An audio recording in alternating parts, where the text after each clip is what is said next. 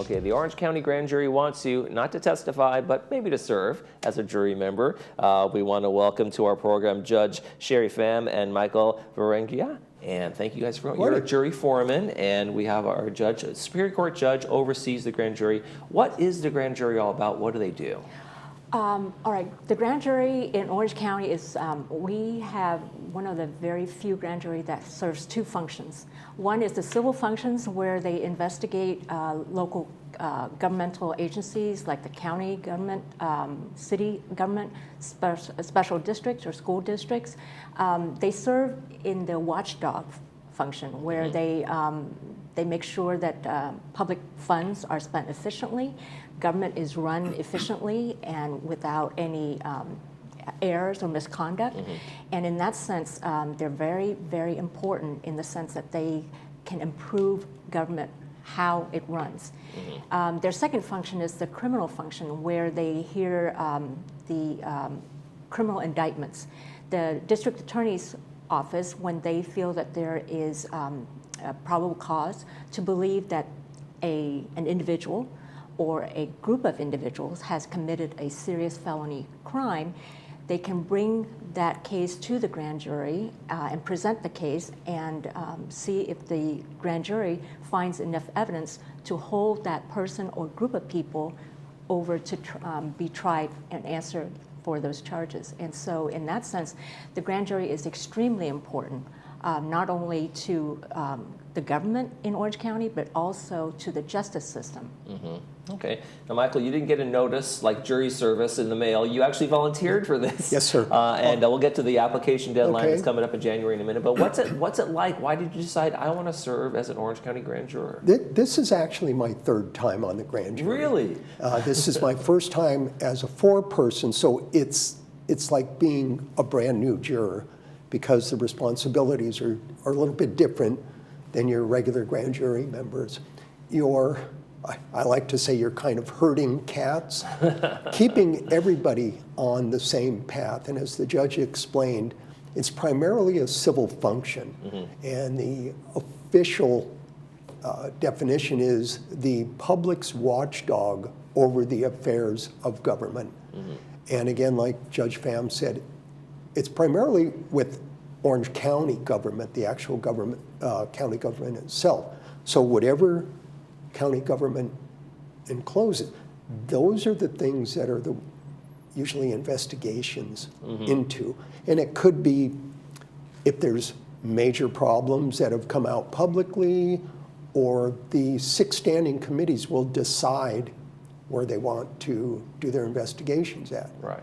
So if someone, let's say prisoners at the Orange County Jail are complaining about their treatment or the time in the cell or something like that, it's who investigates the jailers and the sheriff, right? And That's so correct. This is where the Orange County That's grand jury correct. kind of steps in as a checks and balance kind of system? That's a mandated, and it's more of an inquiry unless, as you said, there are complaints from the prisoners.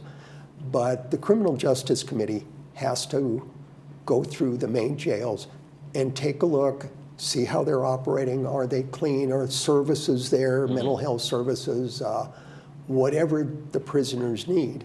That's part of the Criminal Justice Committee's overview. So they will go through and they will take a look at this and issue either a report, or it could be an explanation letter that they've gone through this and actually looked into it. Okay. Judge Pham, what's your role in kind of overseeing the grand jury system or the grand jurors?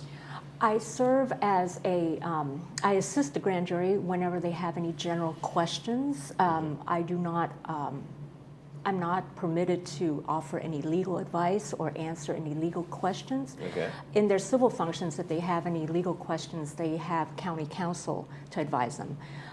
In the criminal function, the DA, the district attorney's office, brings the cases. So I basically am there in case the grand jury needs any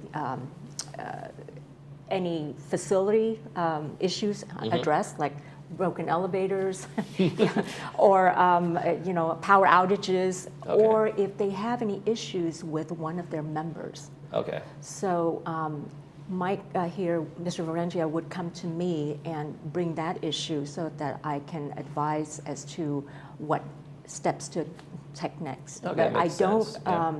I don't interfere with the actual investigations or the criminal indictments that are worked upon by the grand jury. Okay, Yeah. so kind of like oversight in terms of like kind of the complaint department of the. Pretty much. Pretty much, yes, pretty much. Exactly. I try not to bother Judge Pham Sure. unless it's absolutely necessary, or there could just be questions. You know, not Right. necessarily that there's an issue, but that we may have questions about something, and Yeah. she might be In terms of how you operate and how you what are your limits in terms of like, can we do this, can we do that kind of thing? And, Yes, and we also, as she explained, we have county counsel. That is where we get our That's where you legal get your legal advice. That guidance, is correct. right. We have a really nice, good guy right now as our county counsel. So what's the time commitment like if you're going to serve as a juror? It's and a how year. strict is it? Is it 1 year long? It's a year, Yes, and it it is. coincides with the fiscal year. So it goes from July 1st of one year to June 30th of the next year. Okay. And it is a big time commitment. It is, yes, And 5 days a week. The grand jury sets their own schedule, but usually it's about 30 hours a week. Okay. And they do get 13 holidays, right? Yeah, we get whatever holidays they get. Whatever holidays Right. the court's closed, we're not Holidays, yeah, there we either. get the same holidays. And you can request time off from the That's correct. I'm sorry, the foreperson. And we generally, what hours do you work? Mr. Right now, our normal hours are roughly 9 a.m. to 1 p.m. Now, Okay. as we get further into the investigations, that's going to start extending as you begin typing up the reports. That is where roughly February, March, we're going to be right in the middle of this thing, and people are going to start, you'll see them start to come in early. You'll see them hold over. Okay. Also, there is an ability to do a certain amount of work from home. Say they have to get something out to their fellow committee members. We have laptops, and those laptops will connect you into the grand jury system. That it's not available to the public. It can't be hacked. So that also gives you that additional time that you may have to use. Now, is it a challenge to get folks like Michael? Michael, clearly, three-time repeat offender. Thank you. That's what I say. He's not unique, though. We do have some return grand jurors because Yes. the experience is so rewarding and meaningful. But it is hard. The grand jury is made up of equal representatives from the 5 supervisorial districts in Orange County. But there are certain districts where it's harder to recruit because Okay. of the time commitment, and compensation, unfortunately, is very minimal. It's $50 a day. You need to do something about that. Free parking, though.